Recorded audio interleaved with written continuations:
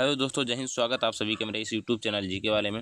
दोस्तों, हर रोज़ की तरह आज भी एक बेहतरीन से क्लास के साथ जुड़ चुका हूं आप सभी के बीच, जो कि ये क्लास आपके लिए important army GK GS question यानी कि एसएससी जीडी के लिए बहुत ही इंपॉर्टेंट क्लास होने वाला है। और मेरे दोस्त, मैं बता दूं, हर रोज़ की तरह आज भी वही प्रश्न लेकर आया हूँ जो कि हर साल एग्जाम में पूछा जाता है। मेरे भाई, प्रीवियस ईयर के आधार पे मैं क्वेश्चन लेकर आया हूँ और जो कि आपके एग्जाम में डायरेक्ट देखने को भी मिलेगा इस क्लास से। तो शुरू से अंत तक इस वीडियो को देखें, पूरी बातें समझ आ जाएगी और एक एक क्वेश्चन आप करके आएंगे एग्जाम में। तो चलिए वीडियो स्टार्ट करते हैं। और वीडियो स्टार्ट करने से पहले मैं एक बात बता दूं आपको, यदि मेरे चैनल पे पहली बार विजिट कर रहे हैं तो चैनल को सब्सक्राइब कर लीजिएगा। सब्सक्राइब करके एक लाइक जरूर करिएगा और अंत में एक प्यारा सा कमेंट जरूर करिएगा वीडियो कैसा लगा। तो चलिए दोस्तों, पहला प्रश्न आपके स्क्रीन के सामने मैं रखता हूँ, जो कि पहला प्रश्न आपका इस प्रकार है। भारत में डायरेक्टर ऑफ लैब्स किसने लागू किया था? प्रश्न नंबर एक का सही उत्तर क्या होने वाला है, जरा आप कमेंट बॉक्स में जरूर बताएं। इसका सही आंसर क्या होने वाला है मेरे भाई? तो इसका आंसर मैं बता दूं, ऑप्शन नंबर बी जो हो जाएगा, लॉर्ड डलहौजी जो हो जाएगा। ऑप्शन नंबर बी जो हो जाएगा सही उत्तर, यानी कि राइट आंसर जो हो जाएगा ऑप्शन नंबर बी हो जाएगा। चलिए इसी क्रम में हम लोग प्रश्न नंबर 2 को देखते हैं मेरे दोस्त। और प्रश्न नंबर 2 दिया है, न्याय दर्शन के प्रवर्तक कौन माने जाते हैं? न्याय दर्शन के प्रवर्तक कौन माने जाते हैं? प्रश्न नंबर 2 आपके स्क्रीन के सामने कुछ इस प्रकार दिया है और इसका सही उत्तर आपको आंसर में बताना, कमेंट बॉक्स में बताना है मेरे भाई। इसका आंसर क्या होने वाला है? न्याय दर्शन के प्रवर्तक कौन माने जाते हैं? गौतम, या फिर क्रार्द, या फिर कपिल, या फिर ऑप्शन नंबर 4 पतंजलि? तो इसका सही आंसर यानी कि सही उत्तर जो हो जाएगा गौतम हो जाएगा। ऑप्शन नंबर ए जो हो जाएगा सही उत्तर, यानी कि राइट आंसर जो हो जाएगा ऑप्शन नंबर ए हुआ मेरे दोस्त। न्याय दर्शन के प्रवर्तक कौन माने जाते हैं? तो न्याय दर्शन के प्रवर्तक गौतम माने जाते हैं। चलिए इसी क्रम में हम लोग प्रश्न नंबर 3 को देखते हैं। और मेरे दोस्त, मैं आपको बता दूं, जिस एनर्जी से आप लोग जुड़े हुए हैं इसी एनर्जी से आप लोग जुड़े रहिएगा, तभी आपको अंत में कुछ रिस्पॉन्स देखने को मिलेगा मेरे भाई। चलिए प्रश्न नंबर 3 दिया है आपका क्या, भारत में ग्रीन रिवोल्यूशन का जनक किसे कहा जाता है? भारत में ग्रीन रिवोल्यूशन का जनक किसे कहा जाता है मेरे भाई? इसका सही आंसर जरा आप कमेंट में बताएं। इसका सही उत्तर क्या होने वाला है? MS स्वामीनाथन, वर्मा, नारमन, या फिर होमी भाभा? तो इसका सही उत्तर ऑप्शन नंबर ए हो जाएगा मेरे भाई, SM स्वामीनाथन को ग्रीन रेवोल्यूशन का जनक कहा जाता है, MS स्वामीनाथन। यानी कि प्रश्न नंबर 3 का ऑप्शन नंबर ए जो हुआ सही उत्तर, यानी कि राइट आंसर हो गया मेरे दोस्त है। चलिए इसी क्रम में हम लोग पे प्रश्न नंबर 4 को देखते हैं। और प्रश्न नंबर 4 आपकी स्क्रीन के सामने कुछ इस प्रकार दिया है मेरे भाई।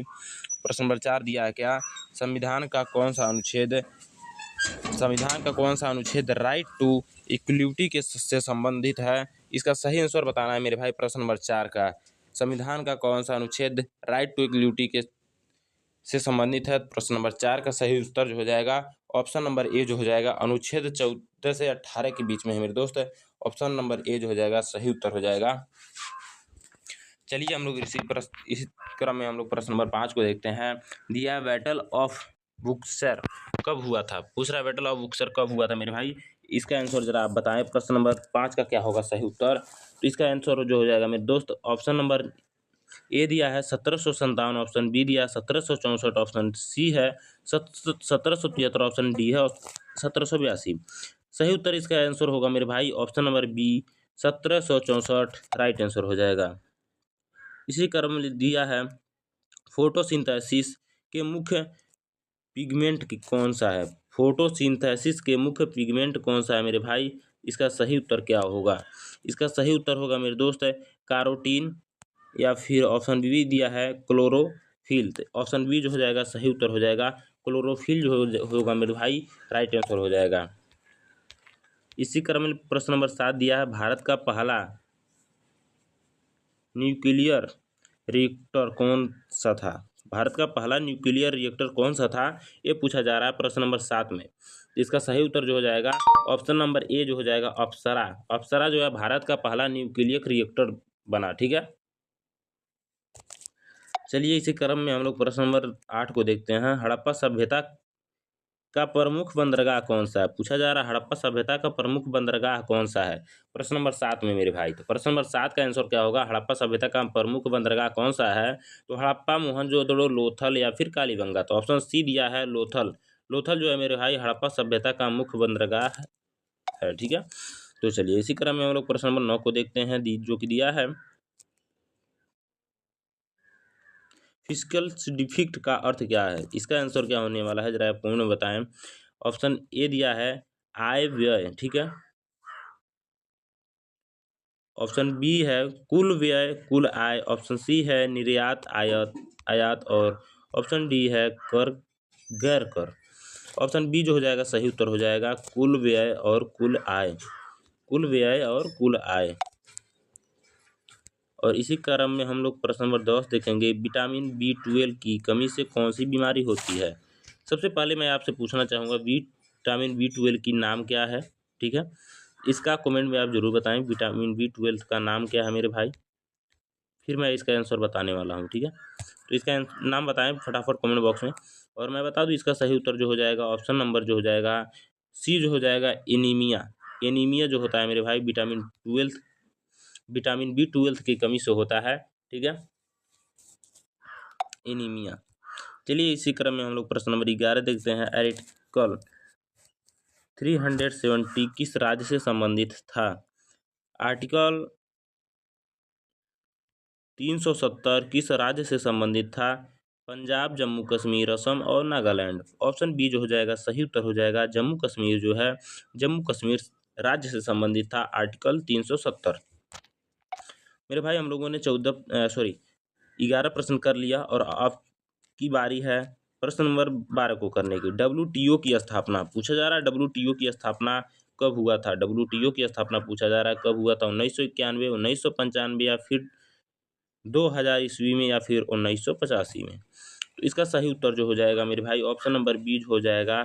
ऑप्शन नंबर बी सही उत्तर हो जाएगा। WTO की स्थापना 1995 ईस्वी में हुआ था। आपको भूलना नहीं है मेरे दोस्त, बहुत ही इंपॉर्टेंट प्रश्न है आपके एग्जाम के लिए।